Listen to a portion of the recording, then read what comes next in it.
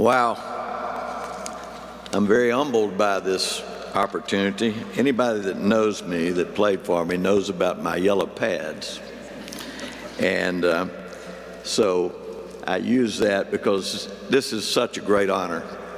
This is where it started, and I'm humbled by it. But that name may be my name, but it represents so many people.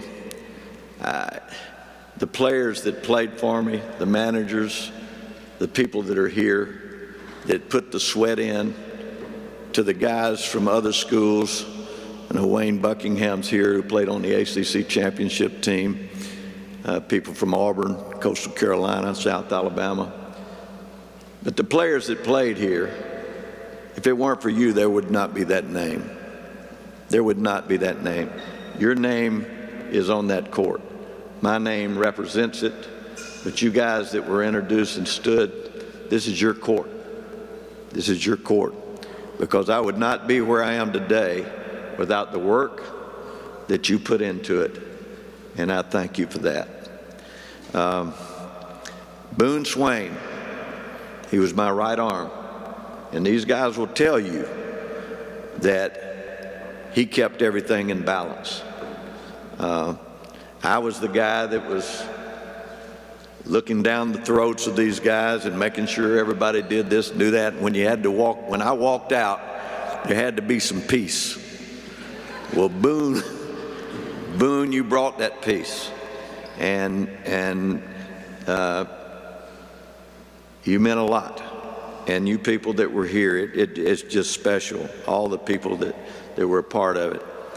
The friends and fans from Lebanon and Cumberland. You know, friendship is a valuable thing. It is a valuable thing. It's one of the most cherished things that we all have.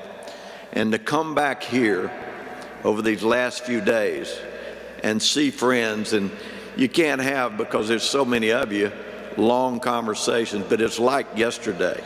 Coming back is just like 40-something years ago was yesterday. But to see you just makes my heart swell and feel so good, because when we played, you packed that gym. You packed it. You packed it because these players played so hard, but you packed it. And so I thank you for it. Cumberland gave me an opportunity. As it was said, Dr. Ernest Stockton gave me this opportunity, and I love to tell the story. Jimmy Earle gave the phone call, but Dr. Ernest Stockton gave me that opportunity, and I was 26 years of age. I'd been married 3 years. I've been married 49. That's how long ago this was. But he gave me the opportunity that I will never, ever forget. And Jimmy Earle making that call, and Jimmy is having some health issues now, but I know he's going to bounce back. That meant so much. It means so much. I want to thank Dr. Stum. What a great job you're doing as president. You guys, what a great job.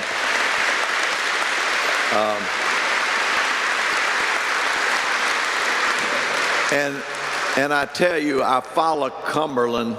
I'm telling you guys that play football and play the other sports, every Sunday morning I'm looking in the paper to see what Cumberland did in football. So know that people care, and I followed it. I follow your basketball scores if it's in the paper. I try to follow every program that I'm a part of, and that is very important.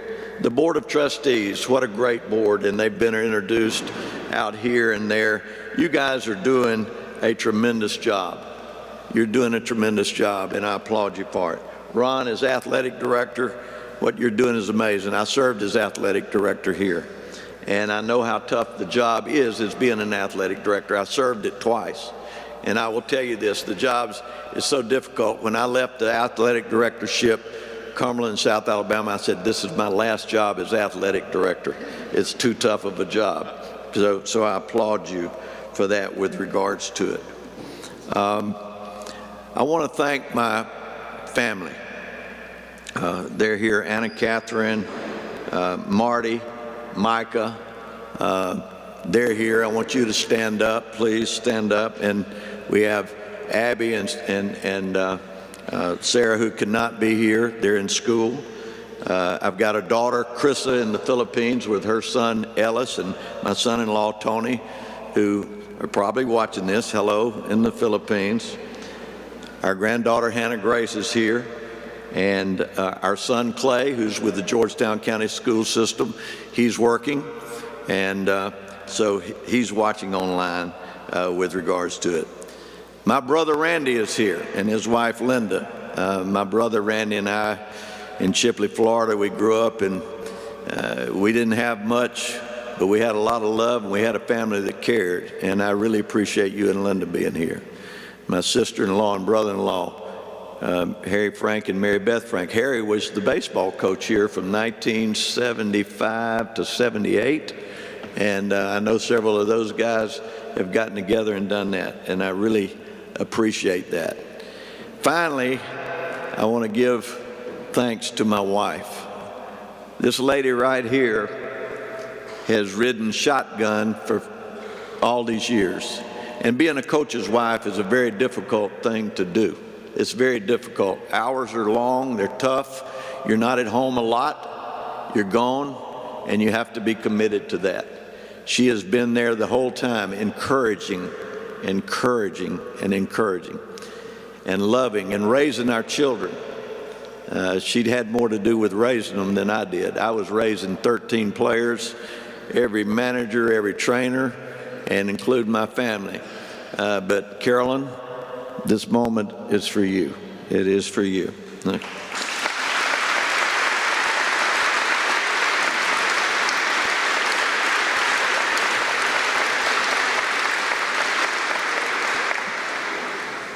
I know you're probably getting a little bit tired. It's been a long ceremony, but I've got a chance to say some things, and I want to say them to you.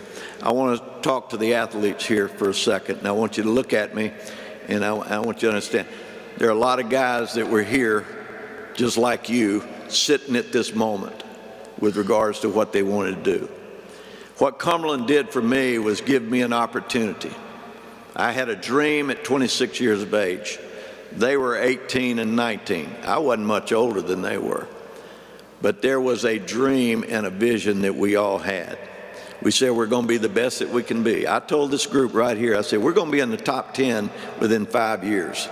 They looked at me like it's stupid or something, you know. But I said, we're going to do this. We're going to do this, and this is how we're going to do it. I know the talent is in here. There's talent in here. Believe me, people, talent is God-given. For you, it's being an athlete. It may be for others being an A student. It may be playing the piano, different thing. But God, I do believe this, that God gives everybody a talent.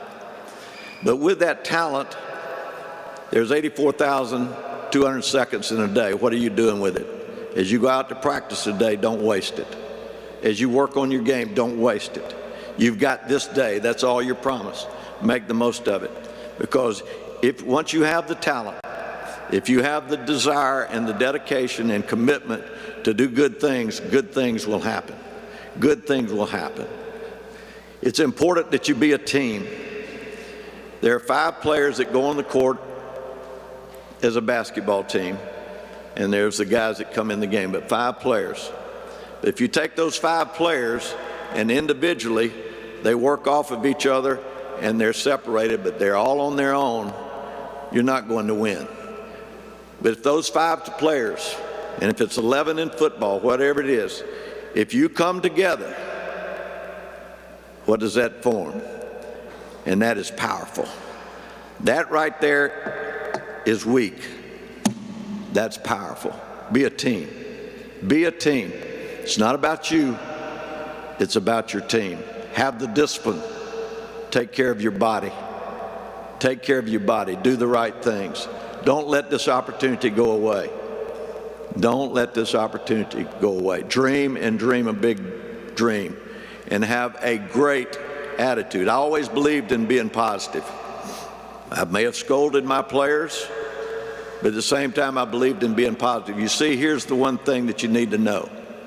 And you need to know this about your coach. The brain is not fully developed until you're 25 years of age. So you may think you know everything at this age, but you don't. That's why there are people like me telling me, you can't do this, you can't do that. Now, when you're 25 years of old, if you hadn't figured it out, I can't help you, and your coaches can't help you, your mamas and daddies can't help you, your grandmamas and grandpa. But until you get to be 25 years of age, I'm going to tell you what you're doing right, and I'm going to tell you what you're doing wrong. So understand that. Understand that. Have discipline and have the will to win. But you can reach beyond what you think you can. And I'm going to prove it to you right now. You can reach beyond what you think you can do right now. I'm going to ask every athlete right now, every athlete, to raise your hand just as high as you can raise it. Now I want you to raise it a quarter of an inch higher. You just went beyond your expectations. You see, that's how powerful the mind is. When the mind just told you, I told you to raise your hand as high as you could raise it. Yet you went beyond that. You exceeded your own expectation. So do that while you're here at Cumberland, because these are the messages that I sent to these guys. And these guys are successful. You don't hear about players that played in our system. They've not all made it over the last 40-something years, but let me tell you, they're guys that are successful in life. You look over here, these guys are successful in life. We don't have guys that are in trouble all the time. They got it. They understood it. Because if they didn't get it, they wouldn't be around. They wouldn't be around. So I want to say this through my journey of 49 years to all of you, but speak to this group also. Here's what I take from this, outside of what I taught our guys. 3 things that come to my mind in making this journey that is so important. If you do these 3 things, your life is going to be good. It's going to be good. Because, see, in this world, we've still got a lot of work to do. In my lifetime, we've come a long way. We've come a long way, baby, and we got a long way to go. And I'm not going to change the world, and you're not going to change the world. But if you'll affect 10 people in your life in a positive way, the world will change. It will change for the betterment. If you will affect 10 people, and that's not asking people to do too much. If you do that, the world will change. We've made changes here. We're helping change the world. We're not going to change the world. We're going to help change the world. You help change the world. If you